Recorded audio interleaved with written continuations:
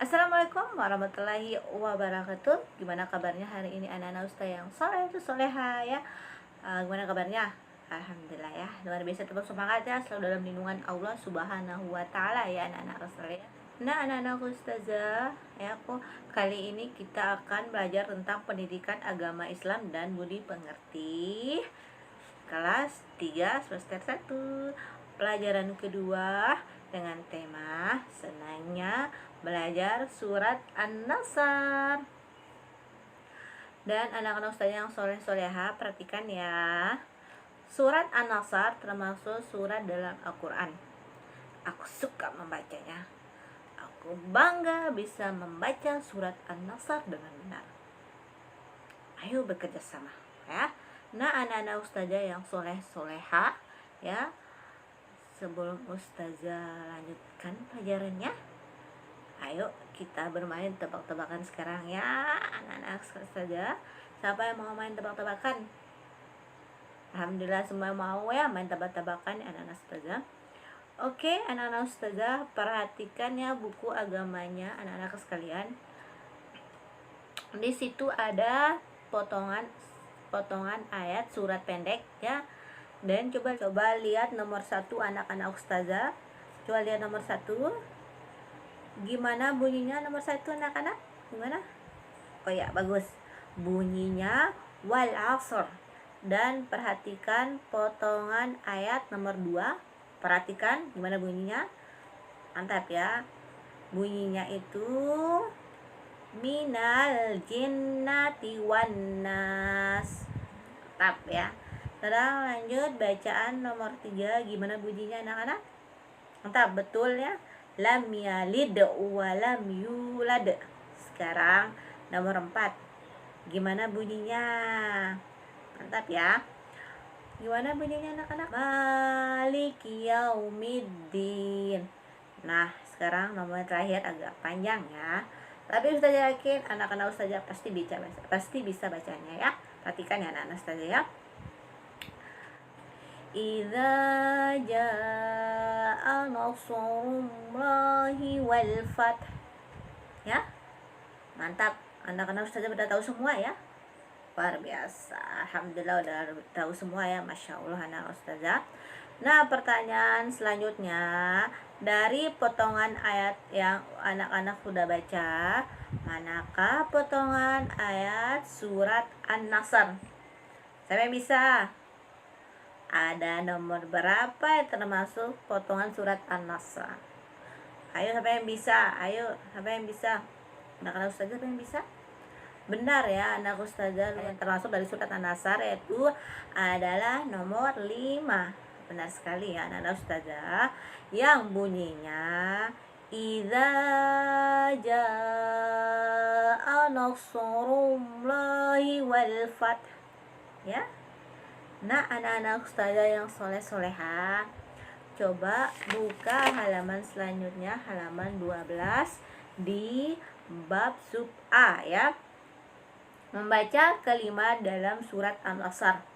Nah, anak-anak ustazah sudah dibuka. Lalu perhatikan ya anak-anak ustazah.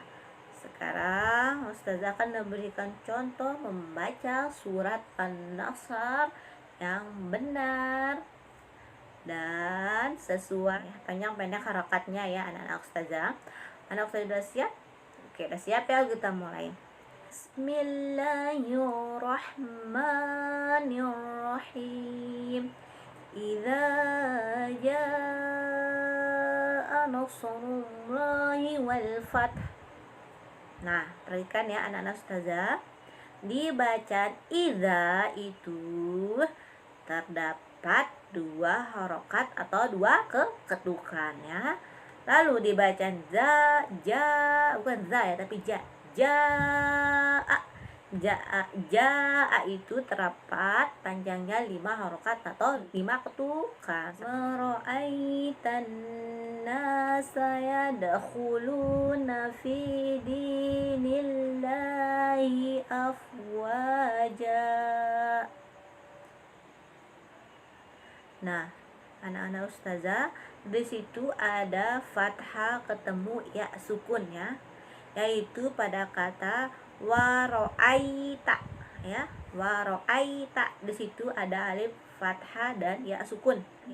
Maka di kata waro'aita itu dibaca ai. Ai ya, ai. Ai dibaca waro'aita, bukan dibaca ai. Bukan ai berarti ai ya nanasan. Waro'aita jangan ai ya, tapi ai. Waro'aita. Lalu pada kata bacaan yadkhuluna itu perhatikan, yadkhuluna itu suara pada pangkal tenggorokan ya, yadkhuluna pada pangkal tenggorokan ya. Lalu lanjut pada ayat ketiga. Wasabbih bihamdi rabbika wastaghfir innahu kana tawwaba. Nah, anak-anak di situ ada huruf ya bertanda baca tasdid ya, dimana setiap huruf bertasdid itu maka cara bacanya ditekan atau dirangka. Anak-anak ustadz yang soleh-soleha, untuk lebih semangat lagi kita menghafal dan membaca surat An-Nasr, kita bernyanyi dulu ya. Ada yang tahu nada lagu sebelum kita makan, Dek? Cuci tanganmu dulu. Ada tahu? Nadanya seperti itu, tapi judulnya sebelum baca Al-Quran. Kita nyanyi bersama-sama ya. Tepuk tangan juga bisa ya anak ustazah. Ayo ya, kita bernyanyi bersama-sama. Kita hitung ya, 1, 2, 3. Sebelum baca Al-Quran, Dek, membaca basmalah dulu, menyebut nama Allah, Dek, mengingat pada Tuhanmu. Bacalah Al-Quran, jangan sampai lupa. Ayo baca basmalah. Bacalah Al-Quran, jangan sampai lupa. Baca basmalah bersama. Anak-anak ustazah yang soleha, coba lihat halaman berikutnya, halaman 17 di subbab B ya, menghafal surat An-Nasr. Mengapa kita menghafal surat An-Nasr? Karena dengan kita menghafal surat An-Nasr dapat kita gunakan dalam bacaan sholat ya, dan juga dapat membaca surat An-Nasr setelah bacaan Al-Fatihah. Bagaimanakah cara menghafal surat An-Nasr? Nah, bagaimanakah cara menghafal surat An-Nasr? Dengan mudah, yaitu dengan melafazkan secara berulang ayat per ayat hingga hafal, atau mendengarkan pelafalan temanmu. Bisa saja saudara, bisa mama juga bisa, ayah juga bisa. Dan apabila menghafalnya dengan sendiri-sendiri, ya bisa dengan seperti tadi, dengan mengulang-ulangkan ayat satu per satu, tentunya dengan niat ikhlas dan dengan semangat cinta Al-Quran, dan lebih mengingatkan kita kepada Allah dengan menghafal surat pendek, dan kita dapat bisa membaca ketika sholat dan ketika saya membaca surat Al-Fatihah ya anak-anak. Nah, sudah mengerti anak-anak ustazah? Mengerti ya? Mengapa kita menghafal surat An-Nasr. Nah, sudah mengerti anak-anak yang soleha yang cantik dan ganteng, alasan kita menghafal surat An-Nasr ya. Nah, anak-anak ustazah yang soleha yang cantik ganteng, coba buka halaman 18. Coba perhatikan ya. Di sini ustazah mengingatkan anak-anak dalam pelajari surat An-Nasr, di samping bisa membaca, menghafal, anak-anak juga harus tahu arti dari setiap ayat ya, ayat surat An-Nasr, dan harus tahu kandungannya. Tujuannya apa anak-anak? Tujuannya itu dengan anak-anak bisa menghafalkan surat An-Nasr dan menghafalkan serta artinya, maka anak-anak lebih mudah menangkap menangkap pesan-pesan kandungan dari surat An-Nasr ya. Itu tujuannya ya anak-anak ya. Dengan anak-anak bisa menghafal arti surat An-Nasr, maka anak-anak lebih mudah menangkap pesan kandungan dari surat An-Nasr ya. Kita lihat artinya dulu dari ayat pertama surat An-Nasr ya. Kita lihat artinya dulu ya. Arti dari surat An-Nasr yang pertama yaitu apabila telah datang pertolongan Allah dan kemenangan. Dan kemenangannya itu arti dari surat An-Nasr ayat pertama. Lalu arti dari surat An-Nasr ayat kedua yaitu dan engkau melihat manusia berbondong-bondong masuk agama Allah. Lalu arti dari ayat ketiga surat An-Nasr, maka bertasbihlah dengan memuji Tuhanmu dan memohon ampun kepadanya. Sesungguh Dia Maha Penerima Taubat. Nah, anak-anak, kandungan dari surat An-Nasr adalah kita disuruh bertasbih dan memuji Allah dan memohon ampun kepada Allah. Oke anak-anak ustazah yang soleh-soleha, dari materi yang udah ustazah sampaikan kepada anak-anak, coba anak-anak ustazah buka halaman 21 ya. Di subbab C menulis kalimat dalam surat An-Nasr, kalimat dalam surat An-Nasr. Nah, di situ ustazah akan beri tugas kepada anak-anak untuk menulis surat An-Nasr atau menyalin surat An-Nasr ya dengan benar ya. Tapi ingat ketika anak-anak menulis surat An-Nasr itu harus beserta artinya. Dan jangan lupa setiap penulisan surat Al-Quran itu atau setiap penulisan Al-Quran itu dimulai dengan sebelah kanan ya anak-anak sekalian. Dan ketika anak-anak menyalin penggalan surat An-Nasr, jangan terburu-buru, santai-santai aja ya, biar benar. Dan setelah menyalin tulisan penggalan tersebut, barulah anak-anak menulis keseluruhan surat An-Nasr. Bisa anak-anak buka Al-Quran, bisa anak-anak buka buku agama ya, buku agama Islam bisa ya anak-anak sekalian. Nah, setelah anak-anak selesai mengerjakan tugas menyalin surat Al-Quran, surat An-Nasr ini, anak-anak bisa foto dan kirim ke ustazah ya, kirim ke WhatsApp ya, WhatsApp ya. Oke, anak-anak ustazah yang soleh-soleha, coba buka halaman 25. Di situ ada bab sub D ya, pesan surat An-Nasr ya. Perhatikan, saya akan membacanya. Surat An-Nasr adalah surat yang ke-110. Nah, dalam Al-Quran surat An-Nasr terdiri dari 3 ayat. Nama An-Nasr diambil dari kata Nasar ya, yang terdapat pada ayat pertama An-Nasr yang artinya pertolongan ya. An-Nasr itu artinya pertolongan ya. Dan pokok-pokok isi surat dari An-Nasr yaitu yang pertama, pertolongan Allah Subhanahu wa taala akan datang dan Islam akan mendapat kejayaan. Yang kedua, perintah Allah kepada orang yang beriman agar bertasbih, memujinya dan meminta ampun kepadanya dikala terjadi peristiwa yang menggembirakan. Contohnya peristiwa apa ustazah? Nah, contohnya ya, ketika anak-anak mendapatkan peringkat 1 di kelas ya, anak-anak jangan mengatakan, saya mendapat peringkat 1 di sekolah, yes, jangan seperti itu ya. Oke anak-anak ustazah yang soleh-soleha, dari materi yang udah ustazah sampaikan kepada anak-anak, coba anak-anak ustazah buka halaman 21 ya. Di subbab C menulis kalimat dalam surat An-Nasr, kalimat dalam surat An-Nasr. Nah, di situ ustazah akan beri tugas kepada anak-anak untuk menulis surat An-Nasr atau menyalin surat An-Nasr ya dengan benar ya.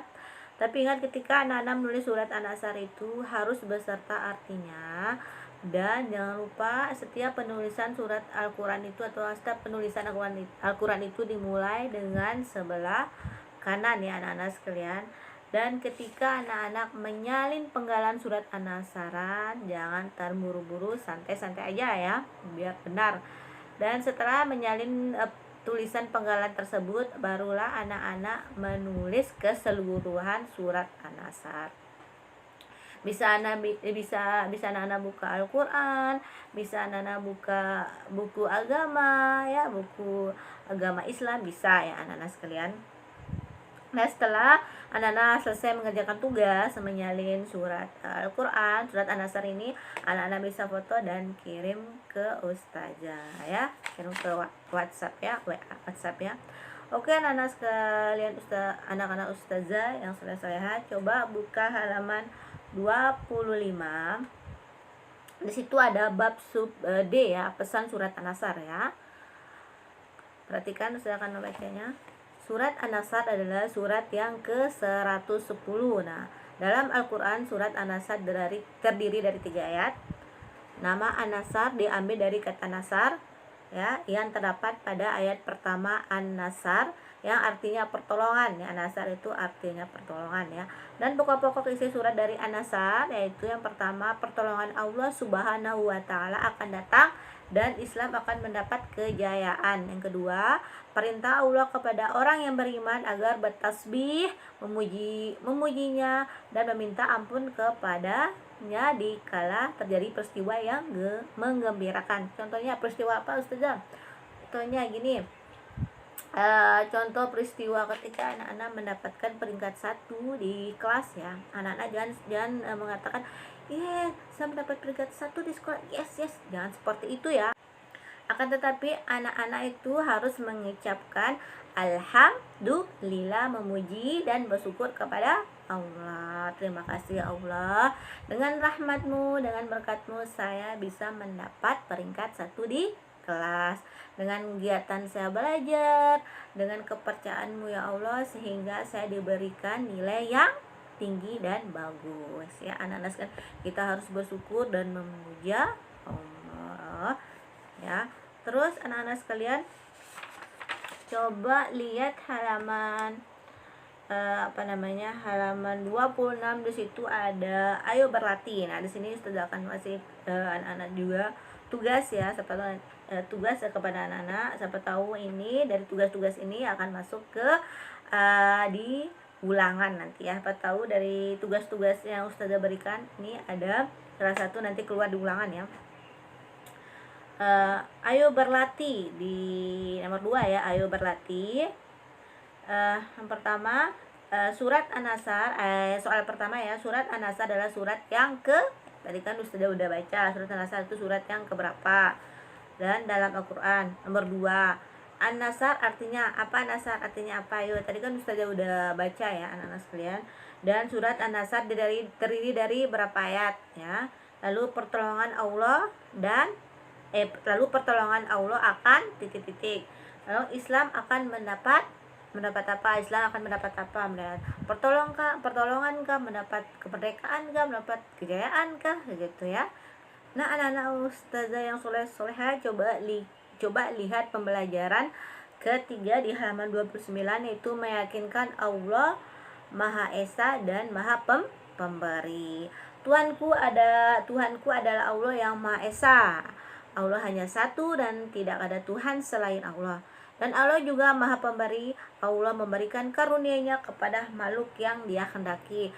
Dan Allah itu tidak memandang bulu ya, maupun miskin, maupun kaya, maupun cantik, maupun jelek. Allah selalu memberikan karunia-Nya kepada orang yang Dia kehendaki ya. Dan kalau kita ingin mendapatkan karunia kepada Allah, ingin mendapatkan hadiah dari Allah, mendapatkan sesuatu dari Allah, maka kita harus juga berusaha dengan cara berdoa dan melaksanakan tugas-tugas yang diberikan oleh Allah. Tugas seperti apa? Melaksanakan sholat 5 waktu, menjalankan ibadah puasa, dan menjauhi larangannya yang dibenci oleh Allah. Nah, agar kita ingin mendapat sesuatu yang kita inginkan, misalnya anak-anak ingin mendapatkan hadiah dari orang tua, maka anak-anak harus berdoa, ya Allah, Ya Allah Tuhanku, bukalah pintu hati mama saya, bapak saya, bukalah pintu hatinya untuk memberikan saya sebuah hadiah, belikan mainan. Ya, kita terus berdoa, terus berusaha, terus berdoa. Dengan izin Allah, bukalah pintu hati mama kita, bukalah pintu hati bapak kita, memberikanlah kita hadiah. Allah memberikan kita hadiah dengan perantaran orang tua kita membuka pintu hati orang tua kita, memberikan sesuatu yang kita inginkan, ya. Tapi jangan lupa bersyukur, ya, dan juga bersyukur mengucapkan alhamdulillah dengan memuji nama Allah, ya anak-anak sekalian.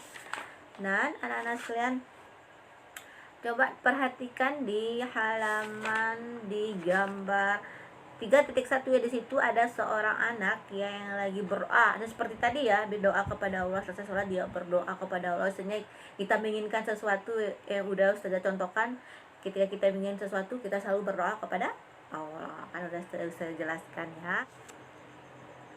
Nah, anak-anak Ustazah coba buka halaman 30 ya, di subbab A ya. Allah Maha Esa, Qul huwallahu ahad. Katakanlah Allah itu satu. Artinya Allah Subhanahu wa Ta'ala adalah satu. La ilaha illallah, tiada Tuhan selain Allah. Hanya Allah yang wajib kita sembah, tidak beranak dan tidak diperanakan, dan tidak ada seorang pun yang menyamaikannya. Ini adalah merupakan terjemah dari surat Al-Ikhlas ayat 1 sampai 3 ya anak-anak sekalian. Segala ibadah yang kita lakukan hanya untuk Allah Subhanahu wa Ta'ala. Oleh karena itu kita harus, perhatikan, pertama harus beribadah hanya kepada Allah. Yang kedua, tidak boleh menghambakan diri kepada selain Allah. Ketiga, tidak boleh menyekutukan Allah dengan sesuatu apapun ya. Tidak boleh meyakini pada ramalan-ramalan nasib ya, dan selalu memperbanyak zikir kepada Allah Subhanahu wa Ta'ala. Dengan ustadznya ustazah, kalau kita sudah menerapkan semua itu, maka kita menjadi hamba Allah yang beriman, bertakwa, dan hamba pilihan Allah.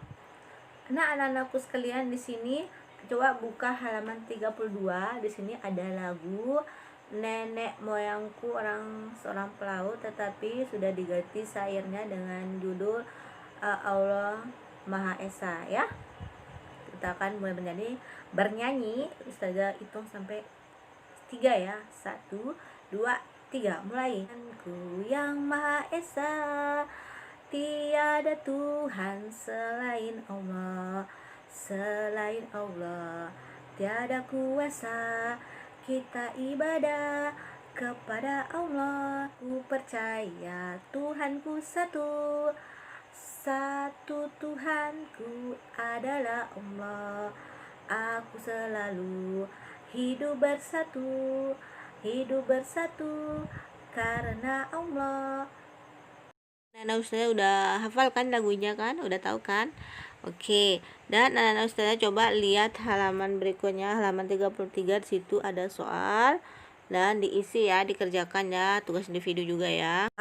Yang 4 soal, Allah Maha Esa itu artinya apa? Tidak ada Tuhan selain titik-titik Allah Maha hanya Allah yang wajib kita titik-titik, dan kita tidak boleh titik-titik Allah dengan apapun atau siapapun ya. Selanjutnya coba anak-anak buka halaman 34 di subbab B, Allah Maha Pemberi. Disebut Al-Wahhab ya, disebut Al-Wahhab ya tuh. Al-Wahhab yaitu artinya Allah Maha Pemberi ya. Dari Allah Subhanahu wa Ta'ala memberikan karunia-Nya kepada semua makhluk yang Dia kehendaki ya. Allah Subhanahu wa Ta'ala memberikan tanpa pemberi atau tanpa mengharap imbalan. Nah, Allah Subhanahu wa Ta'ala memberikan kepada semua makhluk tanpa diminta dan tanpa merasa bosan ya. Dan Allah Subhanahu wa Ta'ala memberikan tanpa batas waktu, kapanpun dan dimanapun makhluk berada.